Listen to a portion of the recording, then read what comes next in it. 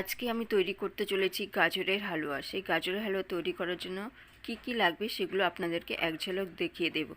শেষ পর্যন্ত দেখবেন। ভিডিওটি ভালো লাগলে লাইক করবেন, শেয়ার করবেন। সাবস্ক্রাইব না করা থাকলে সাবস্ক্রাইব করে পাশে থাকা বেল আইকনে ক্লিক দিয়ে সঙ্গে থাকবেন। আমি এখানে গাজরগুলোকে ভালোভাবে গ্রেট করে নিয়েছি একটা প্লেটে, সেটা আপনাদেরকে দেখিয়ে দিলাম। ঘি দেওয়ার পরে ঘিটা গরম হয়ে গেলে গাজর গ্রেট করে রেখে দিয়েছি, সেই গাজরগুলো সব দিয়ে দেব। এটা গরম হয়ে গেছে, আমি এবার সব গাজরগুলো দিয়ে দিলাম। দিয়ে মিডিয়াম আছে আমি গাজরগুলোকে ভাজা ভাজা করে নেব একটু, যাতে গাজরের কোনো গন্ধ থাকে না। ততক্ষণ আমি ভাজবো। গাজরের গন্ধ চলে গেলে আর ভাজবো না।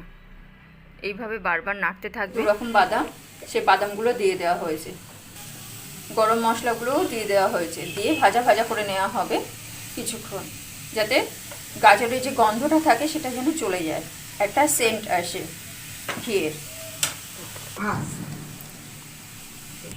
আগের থেকে দুধ জাল দিয়ে রেখে দিয়েছি, আমি সেই দুধটাকে দিয়ে দিলাম। 1 লিটার দুধ আমি জাল দিয়ে রেখে দিয়েছি, সেই দুধটা আমি দিয়ে দিলাম।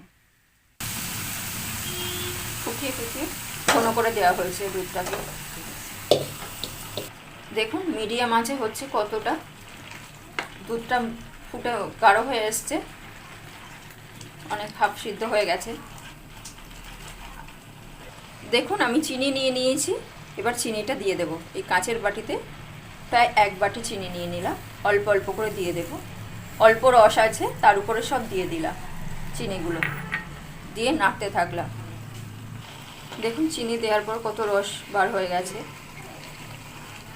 এই চিনির রস অল্প আছে, তার উপরে দিয়ে দিলাম 1 চামচ ঘি। ঘি দিয়ে আমি পুরো নাড়াচাড়া করে চিনির রসটা শুকিয়ে আসা পর্যন্ত আমি ওয়েট করব।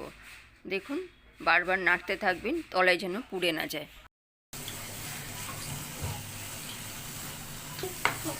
দেখুন একদম ভাজা ভাজা হয়ে গেছে। সঙ্গে সঙ্গে যখন দেখবেন ঘি ছেড়ে দিয়েছে, মানে আপনার কমপ্লিট হয়ে গেছে। এইভাবে তৈরি করে একবার খাবেন, খেতে অসাধারণ লাগে। ভিডিওটি ভালো লাগলে লাইক করবেন।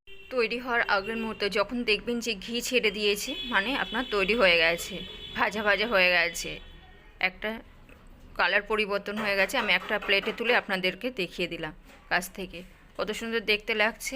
কালার পরিবর্তন হয়ে গেছে, আমি 1 চামচ তুলে খেয়ে নিলাম। খেতে অসাধারণ হয়েছে। ভিডিওটি শেষ পর্যন্ত দেখার জন্য সবাইকে ধন্যবাদ। ভিডিওটি ভালো লাগলে চ্যানেলটি সাবস্ক্রাইব না করা থাকলে সাবস্ক্রাইব করে পাশে থাকা বেল আইকনে ক্লিক দিয়ে সঙ্গে থাকবেন।